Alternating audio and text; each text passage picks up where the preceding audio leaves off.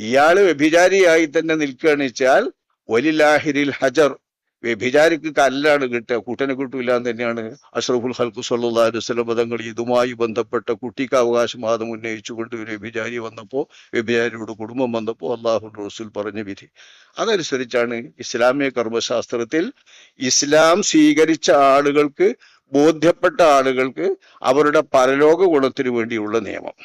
വിവാഹം ചെയ്യൽ അനുവദനീയാന്ന് പറഞ്ഞാൽ അതിന്റെ അർത്ഥം ഒരു അന്യ സ്ത്രീയെ വിവാഹം ചെയ്യൽ അനുവദനീയമാണ് എന്ന് പറഞ്ഞാൽ ആ അന്യ സ്ത്രീയെ, വ്യഭിചാരത്തിലുണ്ടായ അന്യ സ്ത്രീയെ വിവാഹം ചെയ്തതിന്റെ പേരിൽ പരലോകത്ത് ചോദ്യം ചെയ്യപ്പെടൂല, ശിക്ഷ കിട്ടൂല എന്നതിനർത്ഥം.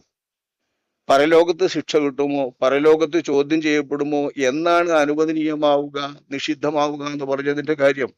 ഇവിടെ എന്താ നോക്കിയിട്ടില്ല. ഇവിടെ എന്താന്നുള്ളത് നോക്കിയാളുടെ ന്യായാന്യായങ്ങളൊക്കെ എല്ലാവരും ചിന്തിക്കും. അതിനൊക്കെ പരിഹാരങ്ങളും എല്ലാവരും കാണും. നാടിന് പരിഹാരമുണ്ട്, മതപരിഹാരമുണ്ട്, പല നിലയിലും പരിഹാരമുണ്ട്. ആ പരിഹാരങ്ങളല്ല ഇവിടെ വിഷയം. പരസ്യമായി വ്യഭിചരിച്ചു അല്ലെങ്കിൽ രഹസ്യമായി വ്യഭിചരിച്ചു, ആ വ്യഭിചാരത്തിന്റെ കുട്ടിയാണെന്ന് കണ്ടാൽ വ്യഭിചരിച്ച പെണ്ണിന്റെ കുട്ടിക്ക് മാതാവുണ്ട്, മാതാവിന്റെ വഴിക്ക് കുടുംബവുമുണ്ട്, മാതാവിന്റെ കുടുംബക്കാര്, പറാബത്ത്, ആ കുടുംബമുണ്ട്. നെസബില്ലാതെയാകാണ് ഈ കുട്ടി. നെസബില്ലാതെയായ ഈ കുട്ടിയെ സംബന്ധിച്ചിടത്തോളം ഈ പിതാവുമായിട്ട് അതിനെ ചേർക്കാനോ പിതാവാക്കാനോ വയ്യ. DNA ടെസ്റ്റ് പോലുള്ള ടെസ്റ്റുകളെ കൊണ്ടോ ലക്ഷണം നോക്കിയോ ഒക്കെ കുട്ടിനെ ചേർക്കേണ്ടി വരുന്ന ചില സമയത്ത് അത്തരം ലക്ഷണങ്ങൾക്കൊക്കെ പ്രസക്തിയുണ്ട്. അതൊക്കെ അത്തരം കാര്യങ്ങളിലാണ്. അവിടെയൊക്കെ പരിശുദ്ധ ഇസ്ലാം കൈകാര്യം ചെയ്യുന്നുമുണ്ട്. അല്ലാതെ ഒരു പെണ്ണ് പ്രസവിച്ച കുട്ടിന്റെ ബാപ്പ ഏതാണെന്ന് കാണാൻ ബാപ്പ ആരാണ് തീരുമാനിക്കുന്ന ഒരു വ്യവസ്ഥിതി ഇസ്ലാമിനുണ്ട്. ആ വ്യവസ്ഥ പ്രകാരം വ്യഭിചരിച്ചയാൾ കുട്ടിയുടെ ബാപ്പയല്ല.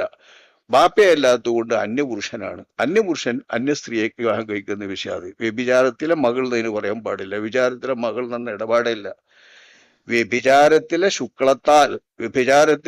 ശുക്ല ബീജത്താൽ ഉണ്ടായിത്തീർന്ന കുട്ടി എന്ന് വേണമെങ്കിൽ പറയാം. അങ്ങനെയാണ് കർമ്മശാസ്ത്ര പണ്ഡിതന്മാർ ആ കാര്യം വിവരിച്ചിട്ടുള്ള വാക്ക് എന്നതാ, വ്യഭിചാരത്തിൽ ജനിച്ച കുട്ടി എന്നല്ല.